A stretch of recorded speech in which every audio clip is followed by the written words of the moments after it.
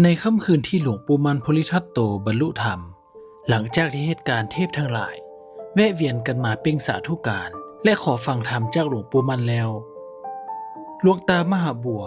ยังเล่าถึงอีกเหตุการณ์หนึ่งเป็นกรณีพิเศษโดยเหตุการณ์ที่ว่านี้ก็คือผู้ที่เป็นคู่บารมีของหลวงปู่มันทุกภพทุกชาติได้เดินทางมาพบทานหลังจากที่บรรลุธรรมแล้วหลวงปู่มันเล่าให้หลวงตามหาบัวฟังถึงคู่บารมีท่านนี้ว่าตั้งแต่สมัยที่ภูมิธรรมของท่านยังบ่ถึงระดับพระอรหันต์คู่บารมีนี้ได้แวะเวียนมายามท่านทางสมาธิภาวนาอยู่เสมอ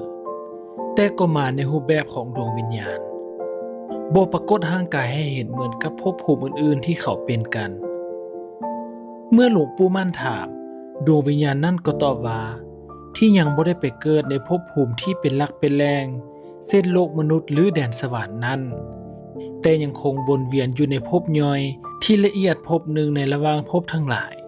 ก็เพราะว่ายังเป็นห่วงและอาลัยในตัวตนของหลวงปู่มันอยู่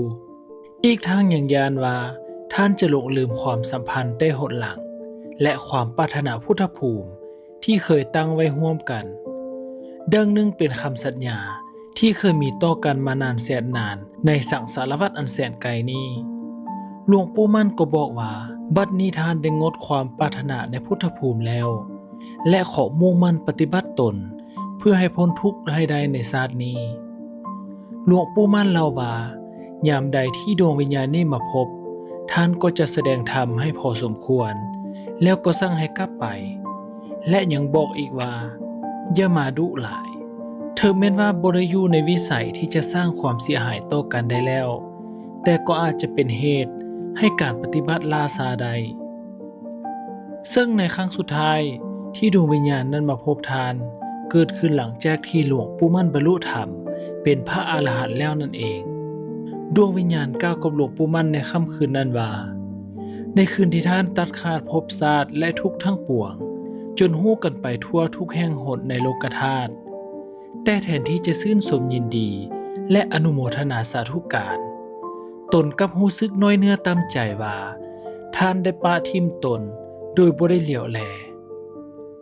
หลวงปู่มั่นจึงสนทนาตอบโต้กับดวงวิญญาณนั้นด้วยความเมตตาจนกระทั่งดวงวิญญาณนั้นเกิดความเข้าใจจนสามารถนำพาตนให้หลุดพ้นจากความห่วงหาอาลัยและลาจากท่านไปในที่สุดหลังจากนั้นบ่ดนดวงวิญญาณนั้นก็ได้กลับมาพบหลวงปู่มั่นอีกครั้งแต่ครั้งนี้เป็นการกลับมาในร่างกายของเทวดาผู้ที่มีความสง่างามที่มาพร้อมกับความสำนึกซาบซึ้งในพระคุณของหลวงปู่มั่นว่าเหตุที่ตนได้เสวยสุขอยู่ในสวรรค์ชั้นดาวดึงส์นั้นล้วนแต่เป็นผลมาจากการที่หลวงปู่มั่นมักจะชักชวนให้สร้างบุญสร้างกุศลตลอดเวลายาวนานที่ผ่านมาที่ได้ของคู่อยู่ร่วมกันในทุกภพชาติและหลังจากนั้นดวงวิญญาณนั้น